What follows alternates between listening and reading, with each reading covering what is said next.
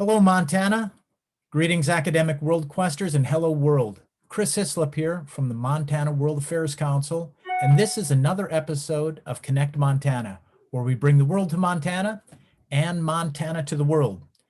As you know, for the past 15 years, the Montana World Affairs Council has hosted a 3-day global education conference called Academic WorldQuest.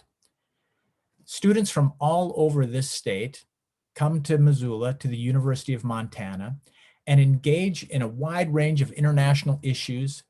And it's capped off then by a knowledge competition where teams from all across the state compete to represent Montana in the national competition in Washington, D.C. Now that competition has 10 different topics. So to help our students in Montana prepare for the knowledge competition, we've had a series of Connect Montana events, one on each topic. Today, we're talking about the International Labor Organization. But of course, we couldn't do these programs without the generous support of our sponsors from the Dennis and Phyllis Washington Foundation, Stockman Bank, and Allegiance. Now, let me introduce today's guest. Chris Land-Kazlauskas is the Senior Labor Relations and Collective Bargaining Specialist in the ILO's Inclusive Labor Markets, Labor Relations, and Working Conditions branch. In 19 years in the ILO, he has worked in a variety of positions in both ILO headquarters in Geneva and in field assignments in Asia and the Americas. From 2014 to 2016, he was Chief Technical Advisor of the ILO Freedom of Association and Social Dialogue Project in the ILO Liaison Office in Myanmar, which incidentally is where we met.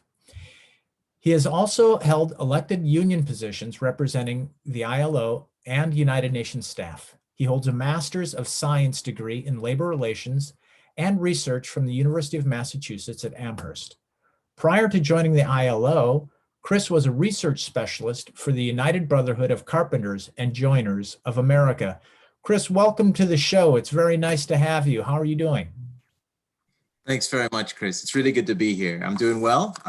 Geneva is doing much better than it was a few weeks ago in the COVID crisis. So no, things are good. Thanks for having me.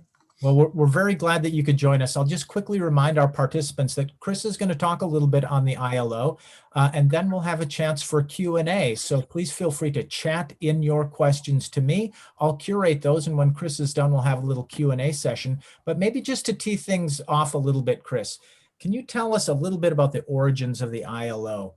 And then also, you know, of course, with the pandemic going on, maybe ILO's role in dialogue and collective bargaining during the pandemic, and anything else you think might be interesting for us. Over to you, Chris. Sure. Thanks very much, Chris. And thanks to everybody for giving us the opportunity to present to you a little bit about the ILO, about its origins, but not just about the origins of an organization that's just celebrated its 100th anniversary last year, but actually an organization that remains, in my view, in our view, relevant to working people, to employers, to labor markets the world over, even today. I want to invite the students to sort of use their imagination for a minute, to imagine a situation where you don't have weekends. The weekend just doesn't exist. You work 7 days a week. Your working days can be 14, 16, 18 hours per day. There are no 8-hour working days. Child labor is rife. If you get hurt on the job, you can lose your job and you're on your own. Your family's going to have to look after you. There's no systems to look after you, to take care of your injury, to help you to get better and go back to work. This was exactly the situation that was facing the ILO over 100 years ago. These are the situations that was facing the world of work 100 years ago. And in some countries, it remains, and these remain to be issues that need to be addressed. In fact, in 1911, just before the ILO was founded, there were 2 million children working in the United States alone, 2 million child laborers in America. The youngest of those, found in a coal mine, was 5 years old in the late 1800s. So you can get an idea as students who are actually going to school, who are learning about the world, who are learning the skills and developing the knowledge they're going to carry with them into the labor market, into the workforce, off to university, what it was like to be a child in the United States. For these 2 million children, they had no future. They weren't going to school. There was no public education. So the ILO actually has as its origin the need to address these very pertinent social questions that relate to the world of work.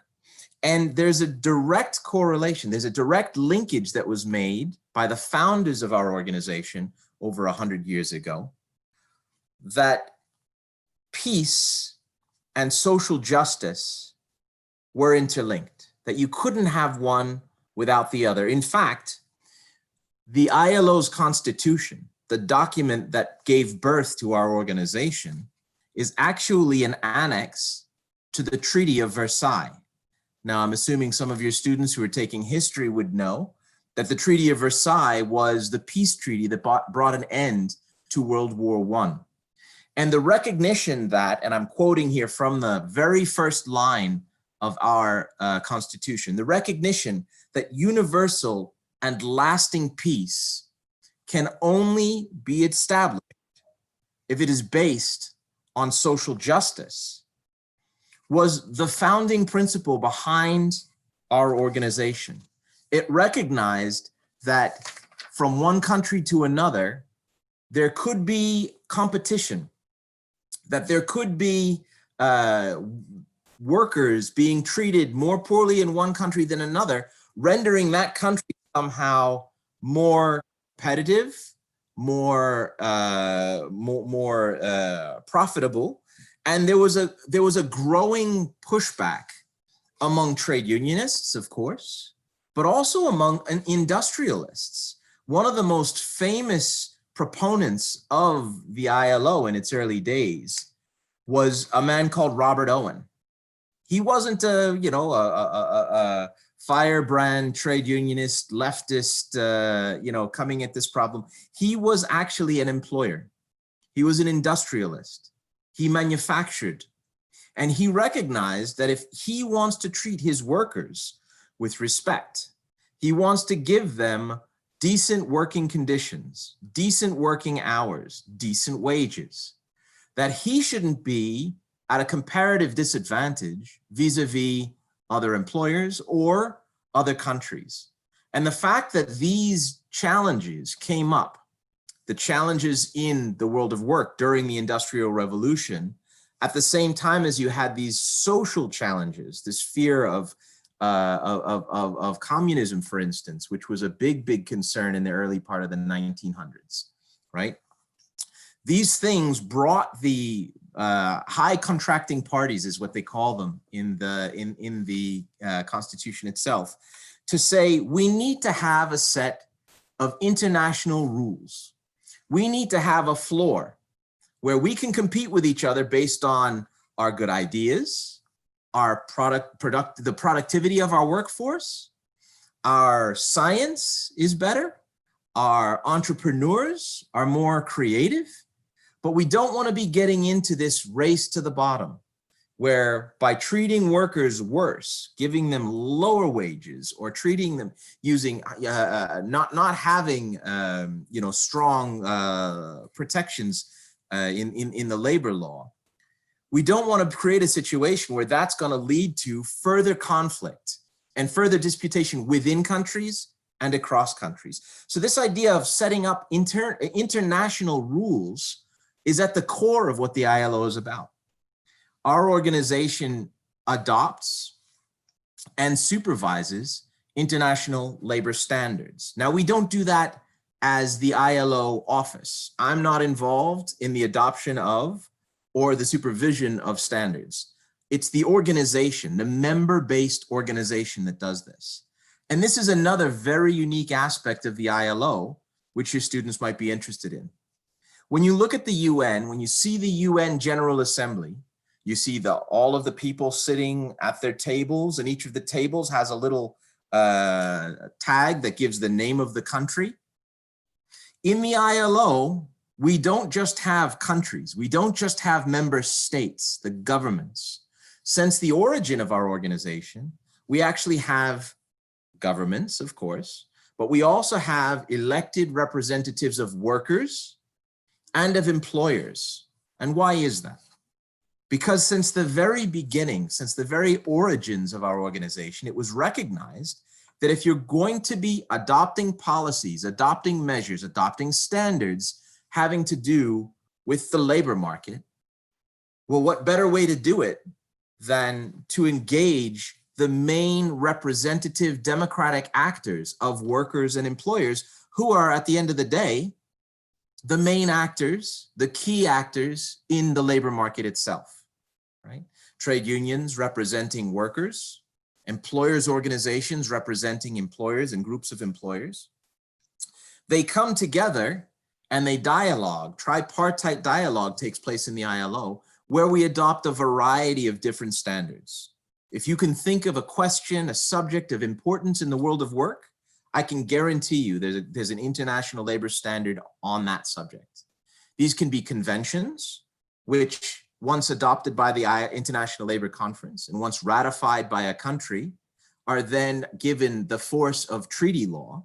So these are binding conventions, and once a country takes a decision to ratify, in other words, the country says, yes, we're a sovereign nation, but we recognize the value of what is in the content of this convention, and we agree to change our laws and ensure that the enforcement of our laws are such that we can actually deliver the rights and obligations that are contained in that particular standard.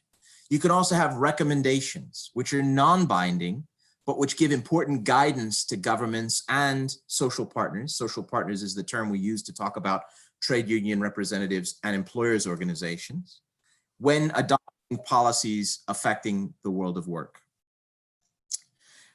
And we also have protocols, which are another way of actually affecting policy change in the world of work. And as I said, any subject that you can think of, working time, working hours, that was the very first convention that the ILO adopted in 1919, was on working hours, right?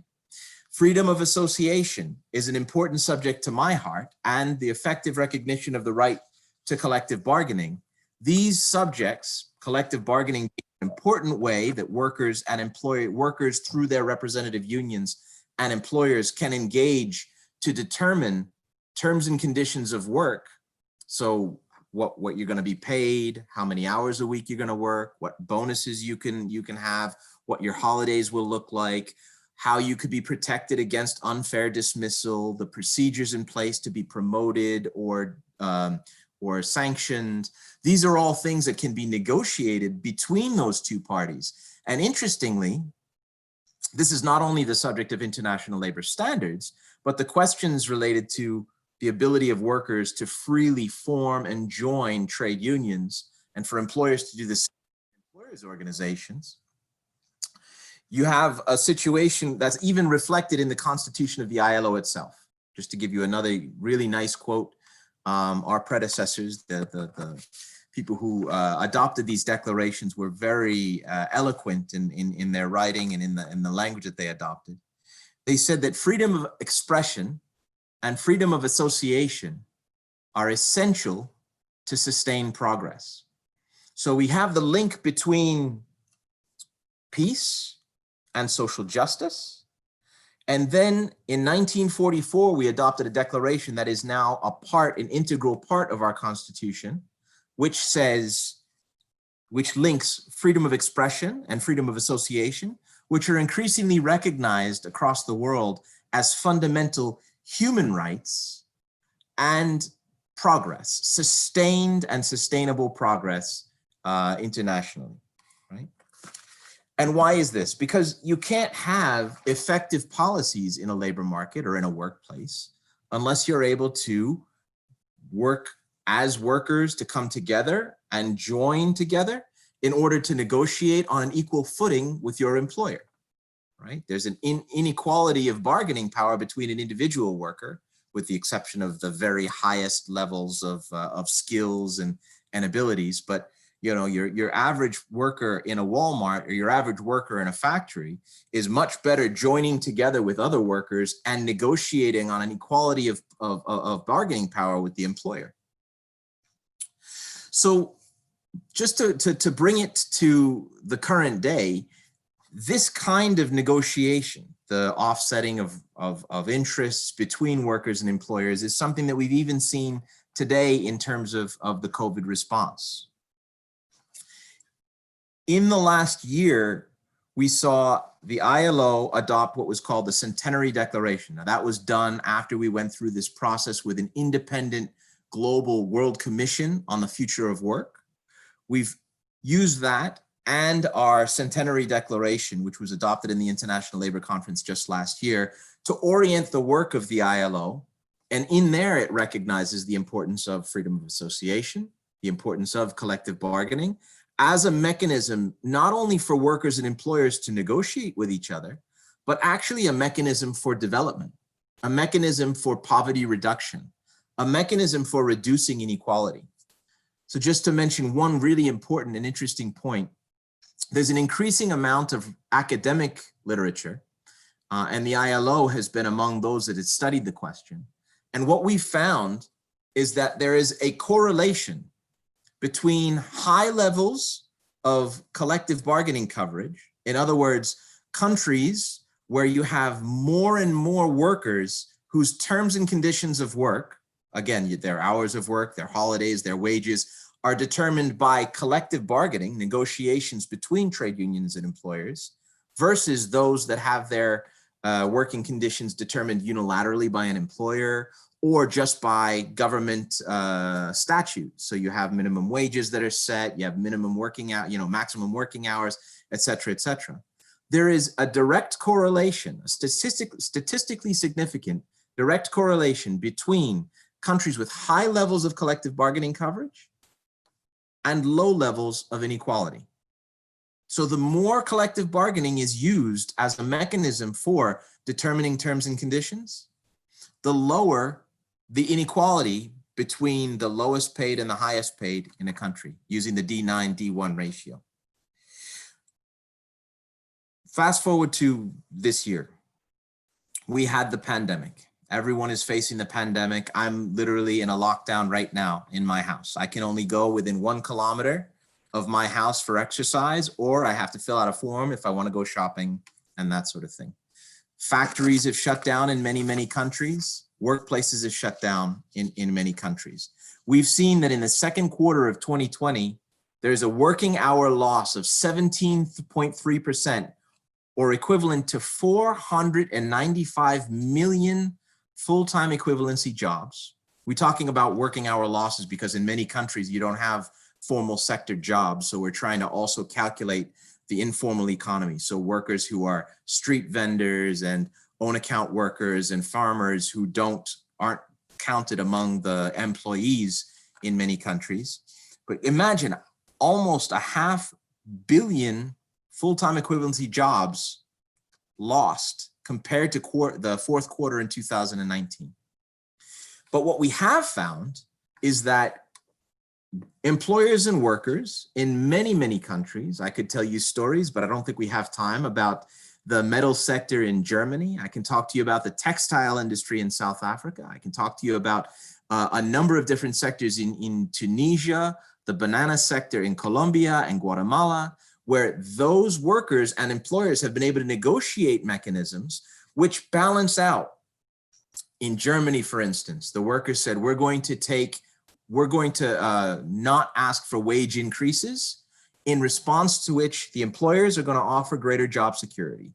We'll have short working weeks. We're going to have, job sharing arrangements, reducing the number of hours, in effect, creating greater job security for more workers.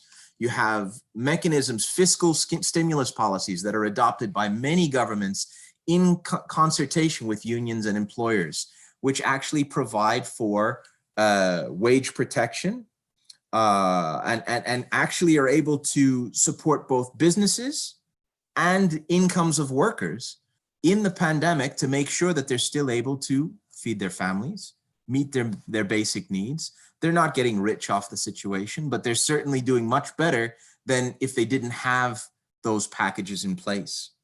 And the ILO's recent, we publish a global COVID monitor periodically. In our most recent issue, it mentioned that we've calculated that an increase in fiscal stimulus of 1% of GDP can actually cut working hour losses by almost a full percent, by 0.8 percentage points in the second quarter of 2020, right?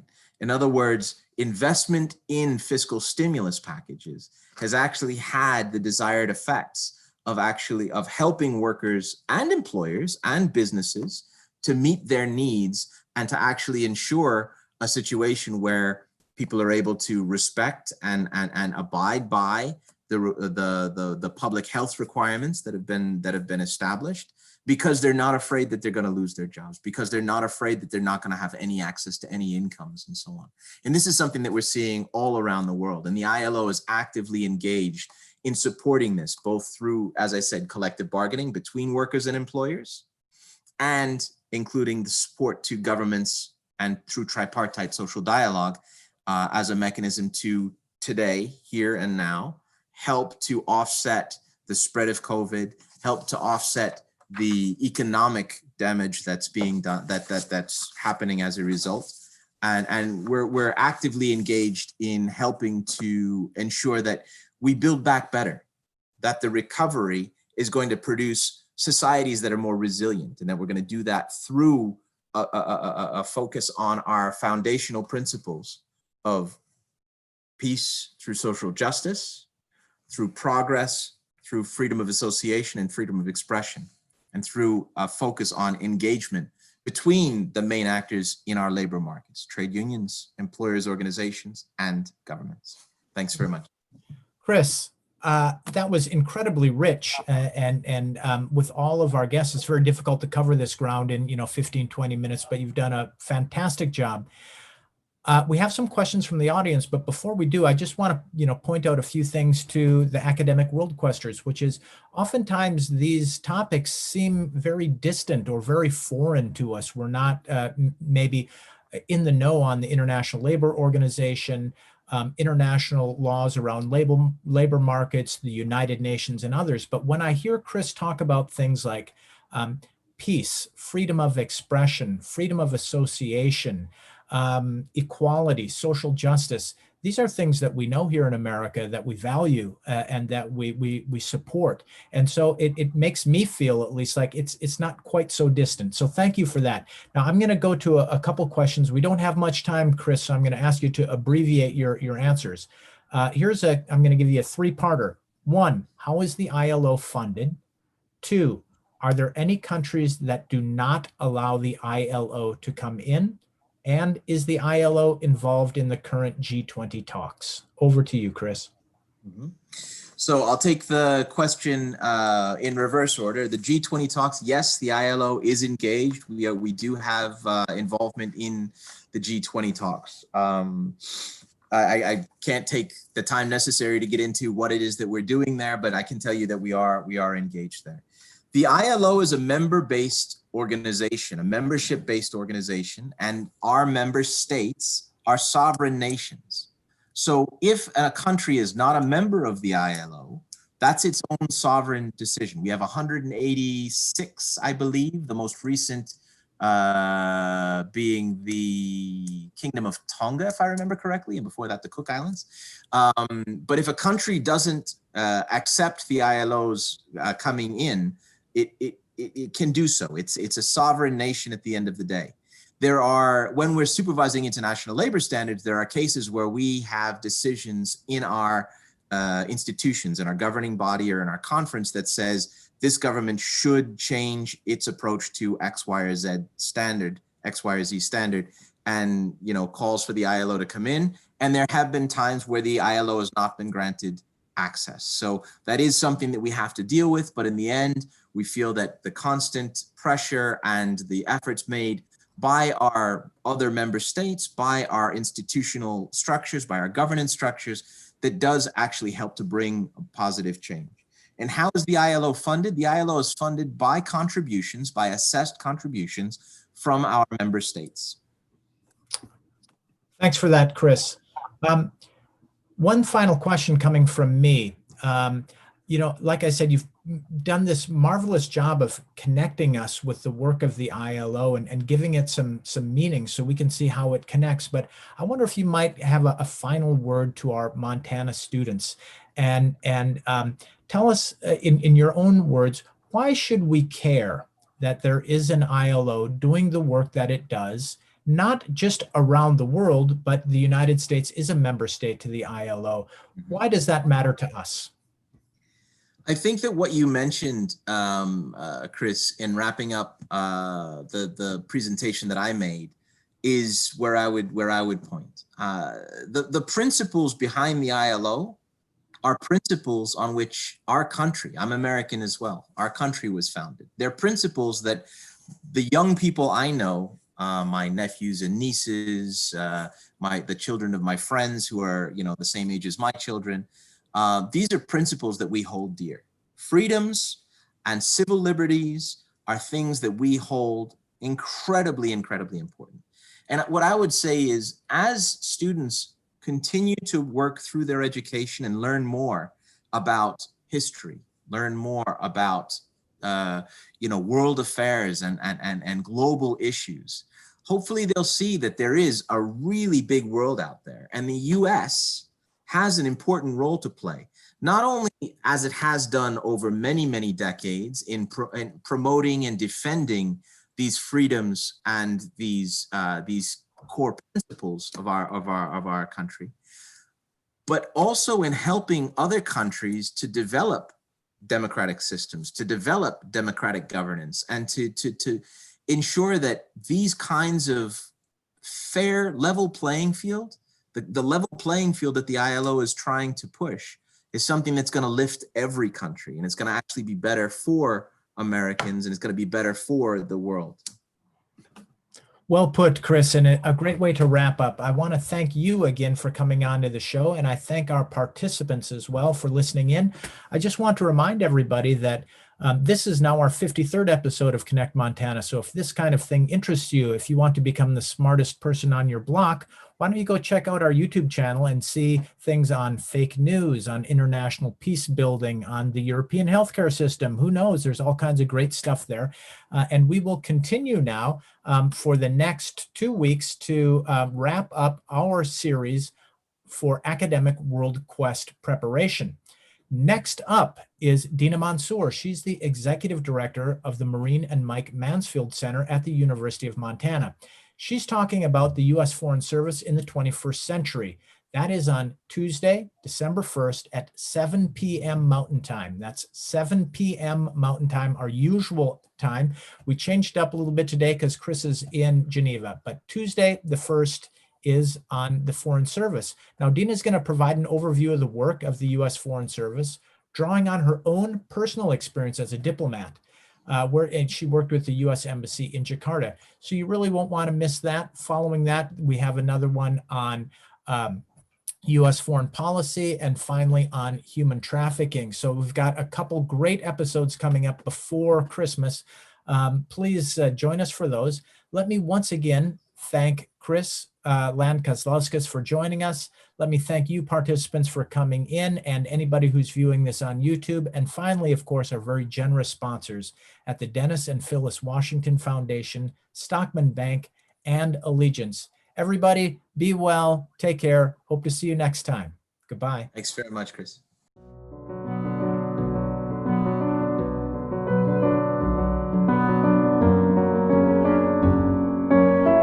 Norway, and also the sudden increase. The UN Truth Supervision Organization.